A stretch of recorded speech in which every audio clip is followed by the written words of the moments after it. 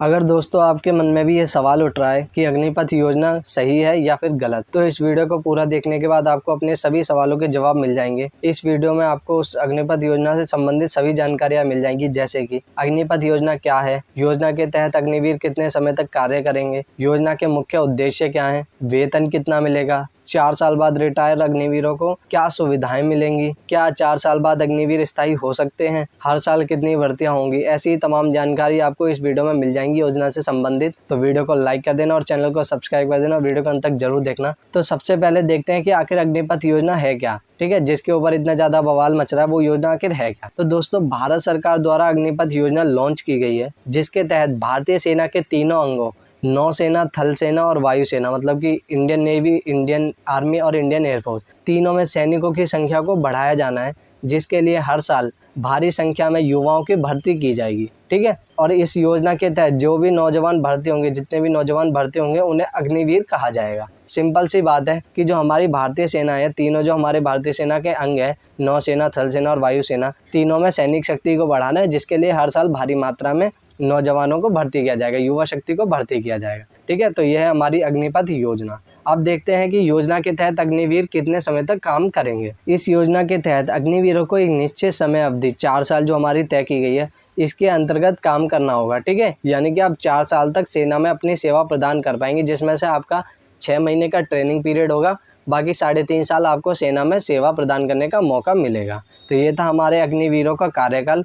अब देखते हैं कि योजना के मुख्य उद्देश्य क्या है। तो इस योजना का मुख्य उद्देश्य भारतीय सेना में ज़्यादा से ज़्यादा युवाओं को भर्ती करना है, ताकि भारतीय सेना को और भी ज़्यादा मजबूत बनाया जा सके। ठीक है, ज़्यादा से ज़्यादा युवा शक्ति को हमारी सेनाओं में भर्ती करना इसका पहला मुख्य उद्देश्य है। दूसरा इसका मुख्य उद्देश्य यह है कि सैनिकों की जो औसत आयु है हमारे देश में, वो 32 वर्ष है। अब इसे घटाकर 26 वर्ष करना इसका दूसरा लक्ष्य है। ठीक है, ताकि हमारे देश की सेना को युवा सेना कहा जा सके। 32 वर्ष की औसत आयु को घटाकर 26 वर्ष करना इसका दूसरा उद्देश्य है। तो ये इसके कुछ मुख्य उद्देश्य थे। ठीक है, अब देखते हैं कि अग्निवीरों को वेतन कितना मिलेगा। पहले साल अग्निवीरों की सैलरी 30,000 रुपये होगी, जिसमें से 30% फंड कटेगा, यानी कि आपके 9,000 रुपये कटकर इन हैंड सैलरी आपकी होगी 21,000 रुपये। दूसरे साल में आपकी सैलरी 33,000 रुपये होगी, जिसमें से आपका 9,900 का फंड कटकर इन हैंड सैलरी 23,100 रुपये होगी। ठीक है, वहीं तीसरे साल आपकी सैलरी 36,500 रुपये होगी, जिसमें से इन हैंड सैलरी आपकी 25,580 रुपये होगी।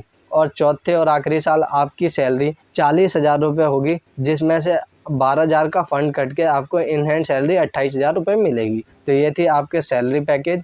हर वर्ष में आपका थोड़ा थोड़ा इंक्रीमेंट होगा, उसी के हिसाब से आपका फंड भी कटेगा, जो कि आपको बाद में रिटायरमेंट के बाद मिलेगा। अभी आपको मैं बताता हूँ क्या सुविधाएं मिलेंगी, उसी में आप समझ जाओगे।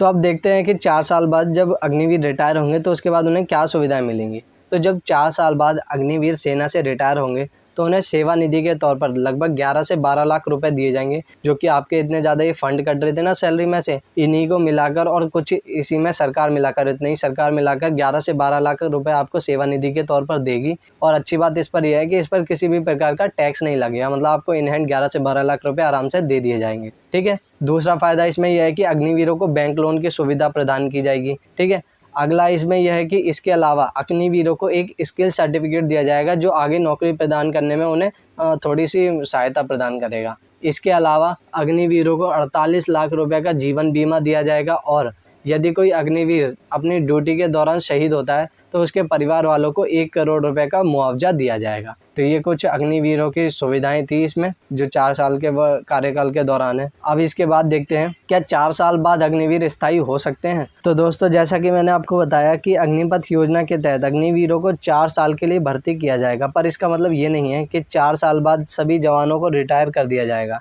4 साल पूरे होने के बाद जवानों को उनकी क्षमता तथा योग्यता के आधार पर स्थायी किया जाएगा। भर्ती किए गए अग्निवीरों में से 25% जवानों को रिटेन यानी कि स्थायी परमानेंट किया जाएगा। मतलब जितने भी जवानों का बैच होगा उसमें से उनकी योग्यता, उनके स्किल्स के अनुसार उन्हें आगे परमानेंट किया जाएगा। अगर वो सेना के मानदंडों पे खरे उतरते हैं तो उन्हें आगे जाके स्थायी कर दिया जाएगा। जैसे एग्जाम्पल के तौर पर मैं आपको बताऊं, जैसे 1000 जवानों का बैच है, उसमें से लगभग 250 जवानों को स्थायी परमानेंट किया जाएगा, बाकी 750 स्टूडेंट्स रिटायर हो जाएंगे जिन्हें बाकी सुविधाएं प्राप्त होंगी। ठीक है, तो इसी के साथ आपका ये डाउट भी क्लियर होता है। अब लास्ट पॉइंट है हमारा कि हर साल कितनी भर्तियां होंगी। तो अब देखते हैं कि इस योजना के तहत हर साल कितनी भर्तियां की जाएंगी।